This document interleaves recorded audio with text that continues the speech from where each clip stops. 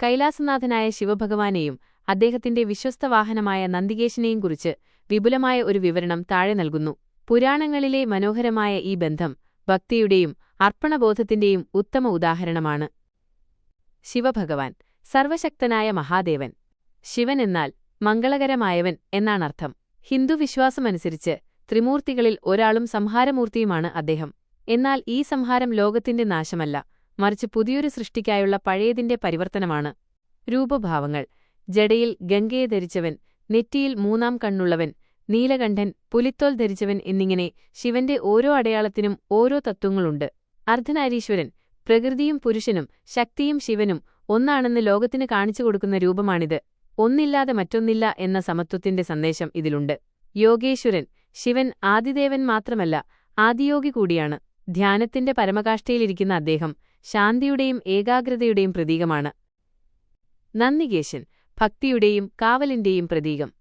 ശിവന്റെ വാഹനം എന്നതിലുപരി അദ്ദേഹത്തിന്റെ ഏറ്റവും വലിയ ഭക്തനും കളിത്തോഴനും ഗണനായകനുമാണ് നന്ദി. കൈലാസത്തിന്റെ കാവൽക്കാരനായി നന്ദിയെ കണക്കാക്കുന്നു. 1. നന്ദിയുടെ ജനനം. ശിലാദ മഹർഷിയുടെ തപസ്സിന്റെ ഫലമായി അയോനിജനായാണ് ഗർഭപാത്രത്തിലല്ലാതെ ജനിച്ചവൻ നന്ദി ജനിച്ചത്. ശിവന്റെ അനുഗ്രഹത്താൽ ജനിച്ച നന്ദി തന്റെ ജീവിതം പൂർണ്ണമായും ഭഗവാന് സമർപ്പിച്ചു. 2.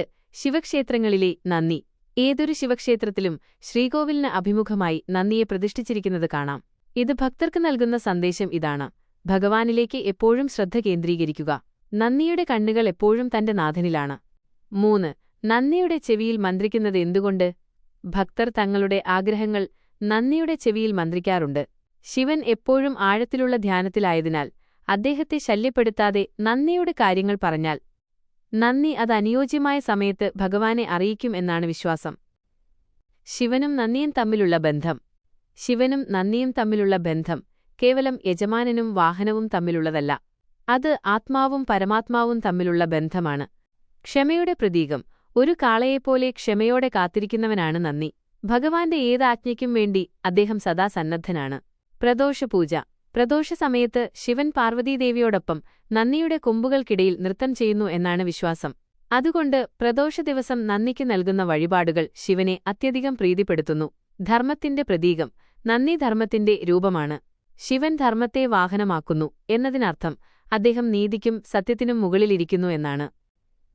സാരം: ശിവൻ ലയിക്കുന്ന ഇടമാണെങ്കിൽ നന്ദി അവിടേക്കുള്ള വഴിയാണ്. അഹങ്കാരം വെടിഞ്ഞ് നന്ദിയെപ്പോലെ ഭഗവാനിൽ അർപ്പിച്ചു കഴിഞ്ഞാൽ ഏതൊരു